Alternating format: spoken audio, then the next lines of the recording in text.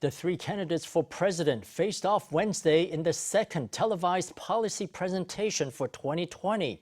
Tsai Ing-wen, Han Kuo-yu, and James Soong traded barbs over a wide range of issues, including the economy, corruption, and China. One of the feistiest exchanges of the evening came as Han and Tsai debated the meaning behind Taiwan's most recent words of the year, as determined by a newspaper poll. Tsai was first to speak in the first round. She immediately opened fire on Han. Mayor Han, you have never really delved into economics, so you rely heavily on your national policy advisors. But your advisory team is the same team that handed me the government in 2016. At that time, the economy had experienced negative growth for 3 consecutive quarters. That year, it was a struggle to reach even 1% GDP growth.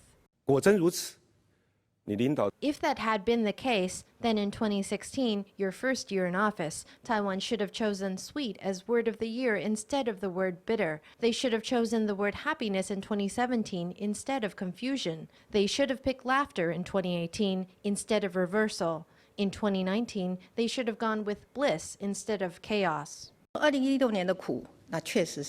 In 2016, the people chose bitter due to the KMT's incompetence toward the end of its term. They chose confusion in 2017 due to major changes in the world at a time when we were carrying out many reforms. In 2018, they chose reversal because we started turning the situation around. Then in 2019 came chaos because a mayor betrayed his own word to run for president, because his rhetoric stirred up great controversy in society. Same words, different stories. The candidates moved on to Han's proposal to revive the Special Investigation Division. At last week's policy presentation, I brought up the Special Investigation Division. It received an incredible response from the whole country. Wherever I go, people ask me to re-establish the Special Investigation Division. The one that's truly interfered with the judiciary is the KMT. The Huang Shyh-ming case is ironclad evidence of that, as the Judicial Yuan determined. The SID was led by the prosecutor-general. It was made into a tool for political retribution by the KMT, and that is why the SID was disbanded afterward. Tsai said the SID was abolished because it had lost its judicial independence. Han rebutted with a list of corruption scandals. At this point in time, Taiwan is in a crisis caused by President Tsai Ing-wen. Our president has become surrounded by corrupt officials and factions. If we really want to talk corruption, people more clearly remember the cases from when the KMT was in power. Executive Yuan Secretary-General Lin Yi-shih, former Nantou Commissioner Lee Chao-ching. Mayor Han, you even had a good friend in politics who initially helped you become the head of the Taipei Agricultural Products Marketing.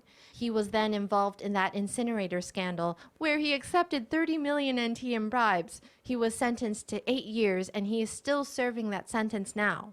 Sparks flew between Tsai and Han. Soong entered the fray with a charge against the DPP's anti-infiltration bill.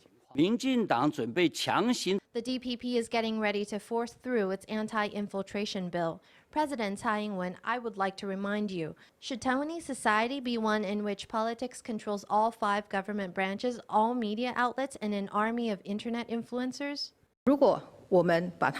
If you make it as if our anti-infiltration bill would instate a kind of martial law, you'd be making Beijing very pleased. But the international community would find it unfathomable. Just point out which infiltrative behaviors in the draft you believe should not be prohibited or punished. Please give specifics. The 3 candidates defended their positions fiercely at the second policy presentation. A third duel is to take place on Sunday at the first and only presidential debate.